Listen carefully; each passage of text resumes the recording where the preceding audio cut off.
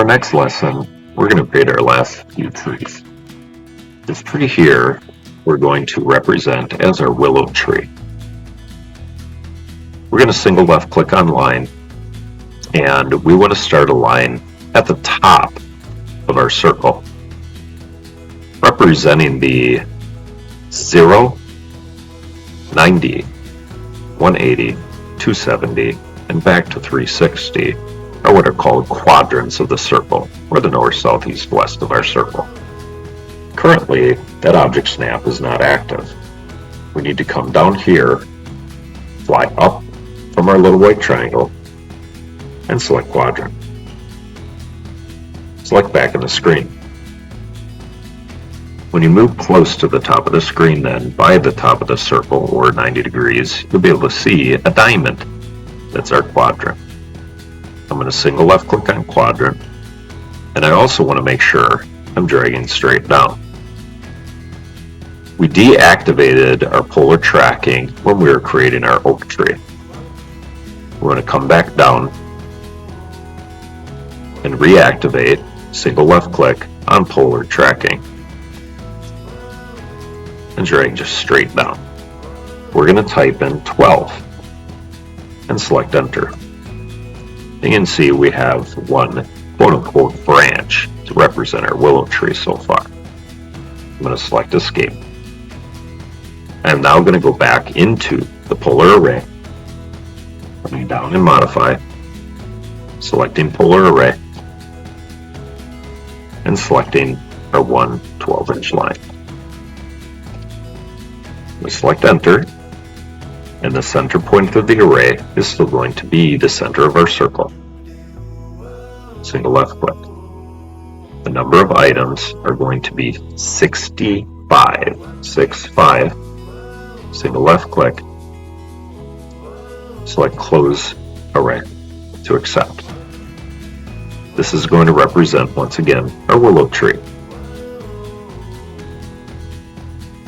Down here, this one is going to represent our pecan tree. This is a nice easy one to practice what's called a spline. Underneath line, you can see there's a whole bunch of other types of lines. And we're going to use the one called spline. Every time I click, it's going to give me some type of node, some type of grip. It's also going to give me the ability to manipulate those a little easier if it doesn't look appropriate.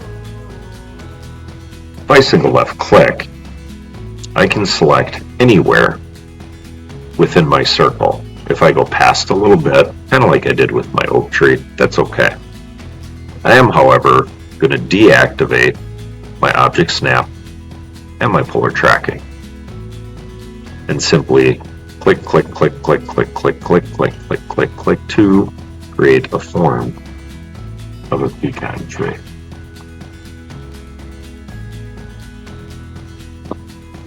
For my last little bit, I'm going to connect these by simply coming down here, clicking on my object snap, and clicking on end. I'm going to select enter, and that exits my spline command for my pecan tree. If you're not happy with your pecan tree in any way, shape, or form, or feel it has been ill represented, you can simply click on the whole spline and adjust accordingly. If I wanted this point a little closer, I could simply click on my grips and move it closer to my circle. The representation of the pecan tree is fairly random, but you can adjust all grips. My last one, to the right, I'm going to represent as a banana tree. And by drawing one banana, I am going to use my polar array and spin that all the way around. The way I'm going to create the banana, and I'm going to have to toggle back and forth between my object snaps, is to not snap to the center or to the quadrant when I don't want to. the first part of my banana tree, I'm going to use what's called a 3-point arc. Arc is in your Draw toolbar and is going to be represented by 3 blue dots. And you can see by the preview, you're going to select first the endpoint. We're going to select a quadrant. Then a random point at number 2, somewhere in the middle of what ours is going to be a banana, and 3 to the center of the circle. I'm going to single left click on Arc. And once I come up here, you can see, fortunately, that my quadrant is activated. And I'm going to single left click. The second point, as you saw in the little preview pop-up, is going to be somewhere around here, or the curvature of my arc. So I'm going to left click about here. And you can see my 3-point arc is starting to be formed. Once I get to my center, however, you can see it's not active. I need to come out by my circle and then back to the center of my circle and left click to drop the arc.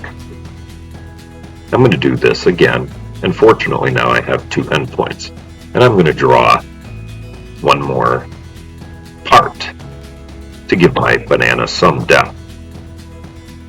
I'm going to select 3-point arc, single left click, zoom up, single left click, and single left click, unfortunately, the endpoint. If you feel like your banana needs any adjustment, you can single left click and you can adjust the arc larger or smaller, regardless of what arc it is. Select Escape to get out of the groups. I'm going to use my polar array command once again and modify polar array. I'm going to select this part of the banana and that part of the banana. Select Enter. The center point of the array is still going to be the center of the circle. The number of items, I'm going to select 10, 10. Single left click in the blank screen. And if you're happy with the representation of the banana tree, select the Close Array. And I'll have my 4 representations of trees that are going to be placed around the property. One of the things that we're going to do is delete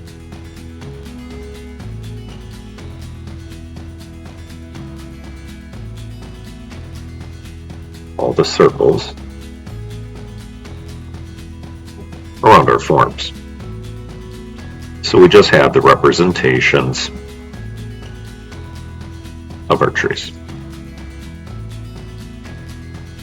File, save as.